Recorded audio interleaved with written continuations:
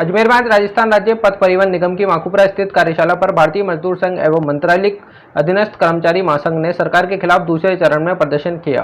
कर्मचारियों द्वारा सरकार से 2 महीने का वेतन, 7वां वेतन आयोग लागू करने, नई बसों का संचालन और नई भर्ती करने को लेकर प्रदर्शन किया जा रहा है। उसी कड़ी में आज कर्मचारियों ने अर्धनग्न होकर सरकार के खिलाफ प्रदर्शन किया और जमकर नारेबाजी की। उन्होंने सरकार को जल्द मांगे पूरी नहीं होने पर उग्र आंदोलन और रोडवेज का चक्का जाम करने की चेतावनी दी।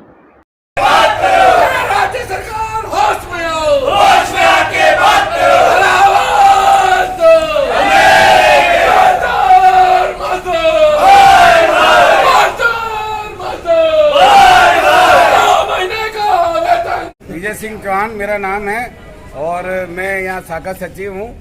और आज जो आंदोलन के दूसरे चरण के अंदर हमने यहाँ अर्धनग्न प्रदर्शन किया है, सरकार के खिलाफ जो मोर्चा खोल रखा है उसके अंतर्गत आज ये दूसरे चरण के अंदर सभी कर्मचारीगण यहाँ अर्धनग्न प्रदर्शन करके सरकार को आगाह कर रहे हैं कि पिछले 2 माह से जो हमारा वेतन रोक रखा है उसको तुरंत प्रभाव से कर्मचारियों को दिया जावे, क्योंकि अब हमारे राखी का त्योहार भी आने वाला है और तीसरे माह का वेतन भी इनके ऊपर ड्यू रह जाएगा।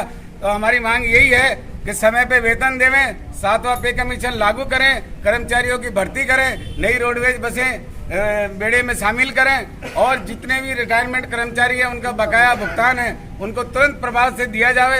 हर बार कर्मचारियों को एक तरह से गुमराह किया जाता है कि घाटे में है, घाटे में है, घाटे में, लेकिन हमें समझ नहीं आता किस चीज का घाटा है रोडवेज के अंदर। जबकि आज तक रोडवेज को जब मोहनलाल सुखाड़िया के समय में जब चलाया गया था 1964 में, तब इसको नो लॉस नो प्रॉफिट में चलाया गया था। फिर आज की सरकारें हैं ये रोडवेज के अंदर घाटे का रोना क्यों होती है, ये हमें आज तक समझ नहीं पा रहे हैं। सभी यूनियनें जो भी हमारे पास साथ में लड़ रही हैं उनका भी एक ही ध्येय है कि लड़ेंगे, जीतेंगे, मरते दम तक हम इस सरकार के खिलाफ मोर्चा खोल रखा और अंतिम चरण तक मरते दम तक लड़ेंगे और हम अपना अधिकार लेके रहेंगे। सरकार से कोई हम भीख नहीं मांग रहे हैं कि हमें कोई भीख दी जावे। हम हमारा जो 1 महीने का वेतन होता है उसको दिया जावे।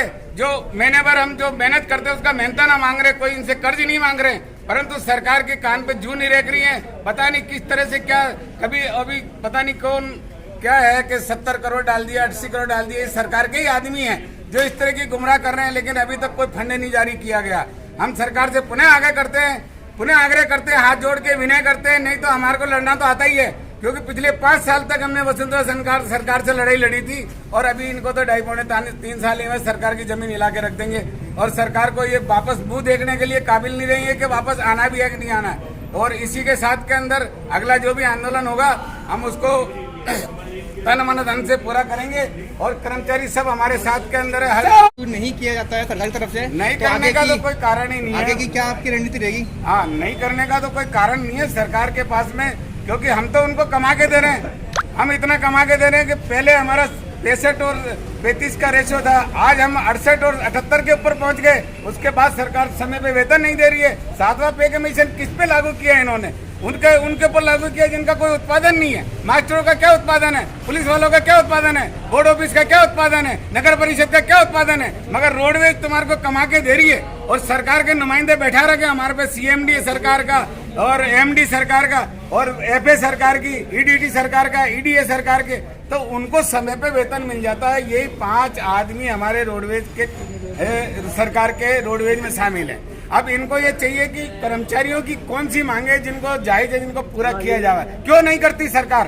क्यों नहीं हमारे पर ध्यान देती? कौन है हमारा सरकार के अलावा? राजस्थान सरकार का कर्मचारी क्या वहाँ पे PM के पास में जाके अपनी मांगे मांगेगा या वहाँ जाके धरने प्रदर्शन देगा? राजस्थान सरकार के अंदर हम आते हैं, कटौती होती है कोई भी। कोविड के नाम पे सबसे पहले राजस्थान रोडवेज के कर्मचारियों ने कटौती करवाई अपनी, और जरा सी शिकन नहीं आई कि देश खतरे में है, राज्य खतरे में है, हम सबसे आगे हैं। उसके बाद भी इन्होंने हमारा ये वेतन रोक रखा 2 माह का। ये जो आपने आज प्रदर्शन किया है सरकार के खिलाफ, इसके आगे के लिए आपकी क्या रणनीति तैयार करते हैं? आगे की रणनीति ये हमारा दूसरा चरण है। इसके बाद में हर शाखा पे धरने दिए जाएंगे, उसके बाद में रैली निकाली जाएगी। अगर सरकार ने अनुमति दी तो रैली निकाली जाएगी, नहीं देने का भी तो कोई कारण नहीं है, क्योंकि हो सकता है वो कोविड का नाम लेके मना भी कर सकते हैं, रोक भी लगा सकते हैं, लेकिन आंदोलन बराबर जारी रहेगा। अक्टूबर और नवंबर 2021 तक के हमारे इस कार्यक्रम के अंदर जो सरकार के खिलाफ मोर्चा खोल रखा है, इसके नवंबर तक की हमारी रणनीति है। उसके अंदर धरना है, प्रदर्शन है, रैली है, अंतिम हथियार हमारा हड़ताल तक जाएंगे, चक्का जाम करेंगे और उसके बाद के अंदर सरकार को आगाह करेंगे।